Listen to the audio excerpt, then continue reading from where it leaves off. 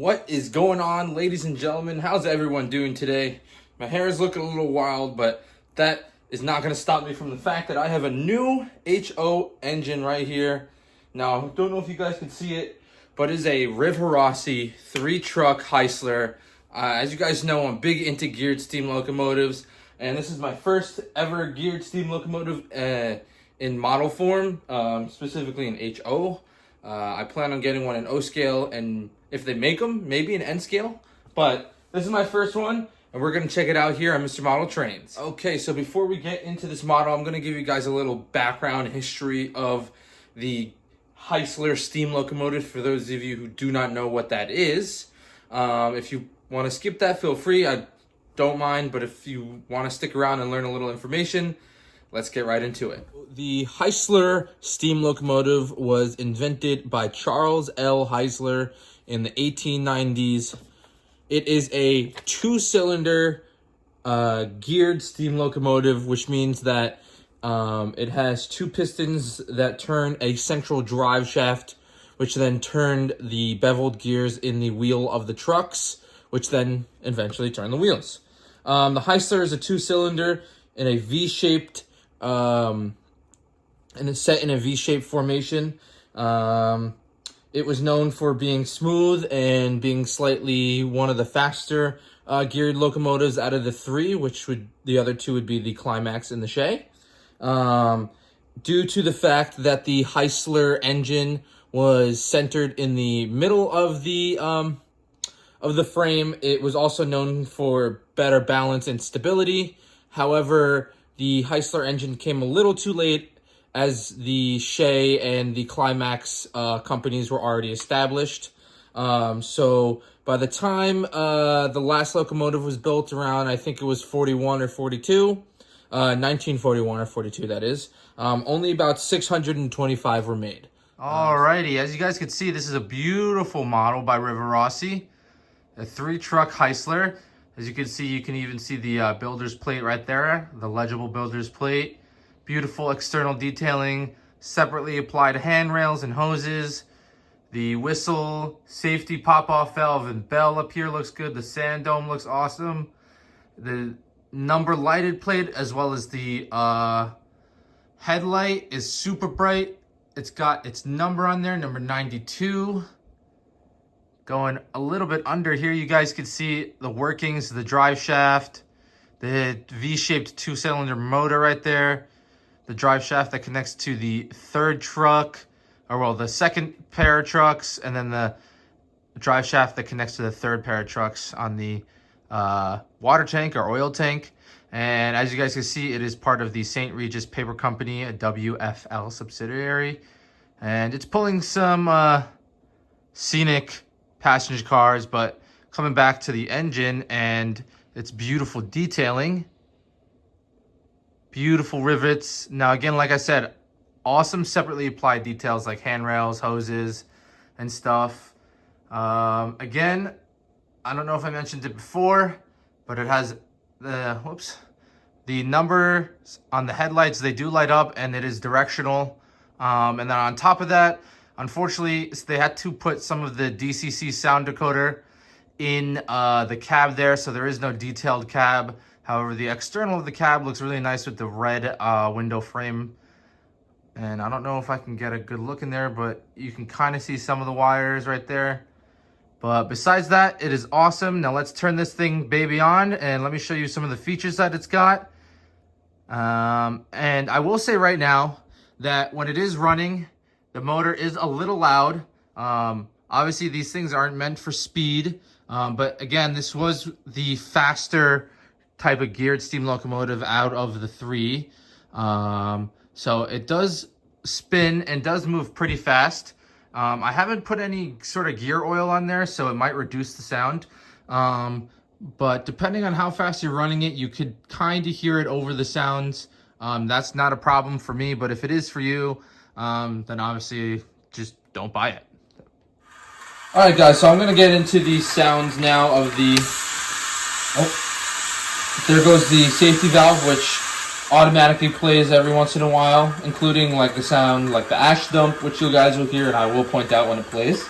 But I'm going to show you guys the basics like bell, whistle, coupler sound, blow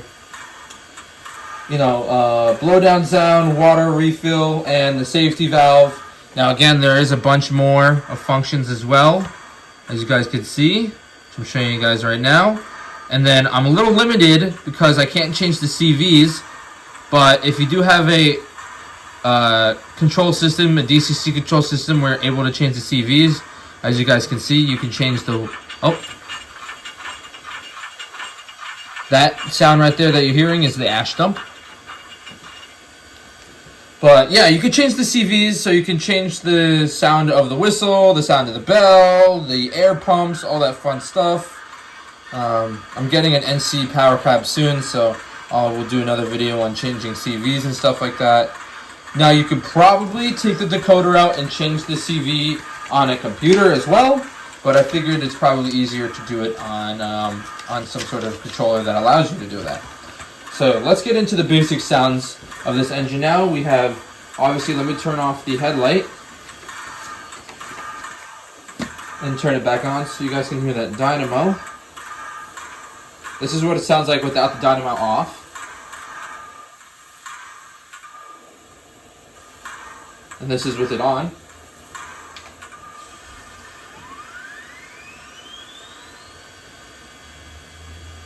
Bell.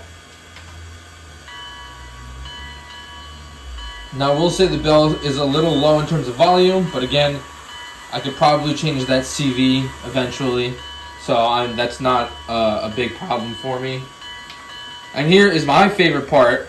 Now, the standard whistle that comes with this sounds so cool and so awesome, and once I change it, and obviously for you guys, you can change it to any of the available whistles that we have here, unless you take out the decoder and add more whistles if you'd like. But the standard whistles that it comes with is awesome. So I mean, I already like and love the bass whistle, but once I'm able to change it, I'm gonna love it even more. So my two things that I really love about this locomotive, three things that I really love about this locomotive: the whistle, the fact that I'm able to change the whistle eventually once I get proper equipment to do so, and the ability to see the running gear. Obviously, since it's a geared steam locomotive, most of the running gear is exposed and on the outer areas of the locomotive. So being able to see that while it's running is just beautiful. It's an awesome mechanism, and it's another thing to look at while this thing is running. So now let's get into the basics of the whistle. This is the lovely whistle that comes with the engine.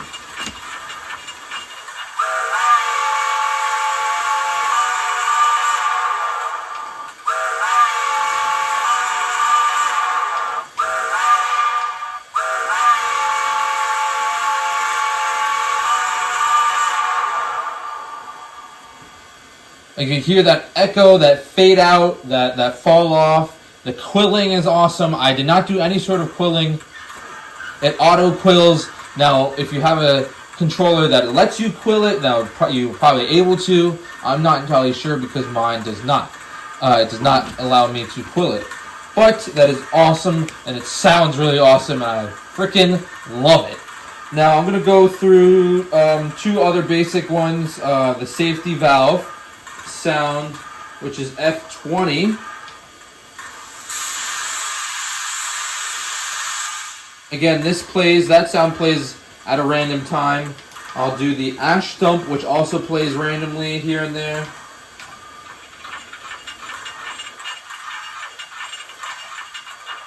And last but not least, I'm going to play you guys the water refill sound.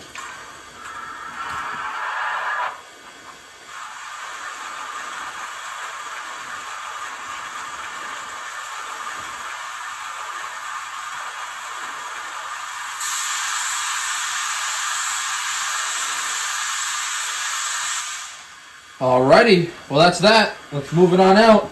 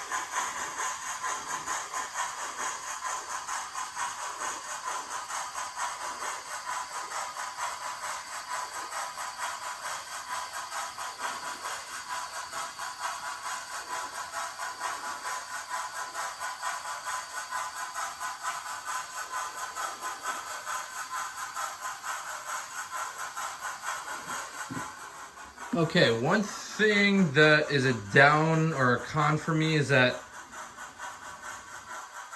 for something so slow, you would think it has a keep alive system. For those of you who don't know what that is, it is a system that allows it to keep on running if it goes over faulty or dirty track. This thing does not have it.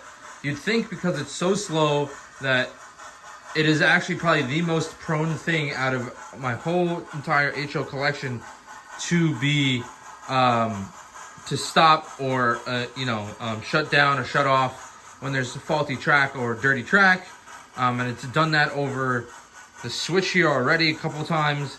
Yeah, it doesn't have a keep alive system, so that's a con for me. So due to the fact that it doesn't have a keep alive system, the running gear is a tad bit noisy. I would give this an 8.5 out of 10. I know the geared locomotives is one of my favorite steam locomotives, but due to the fact that it kind of doesn't have a keep alive system, that is like a really big downer for me. Obviously, as you guys know, that my layout isn't perfectly level, as you guys can see, and it's not perfect because it's not permanent yet. It's on a couple of let me zoom out here. It's on a couple of horses here, and it's shimmied with a couple of 2x4s to keep it sort of level. So until I build a base for it and screw it down, it is not flat. It is actually beveling in the middle. Don't know if you guys can see that, but as you can see, it has a significant bevel there. So yeah, so it doesn't have a keep alive system, so that's a con. But overall, it's an 8.5, maybe closer to an 8.7 in my opinion. And I'm gonna shut up now and get some more B-roll footage. So hope you guys enjoyed this quick little review. Like, comment, subscribe, keep sharing my videos, and catch me every Tuesday on a fellow YouTuber Ben's Train's Instagram channel. He does a lovely live show called Train Talk Tuesday.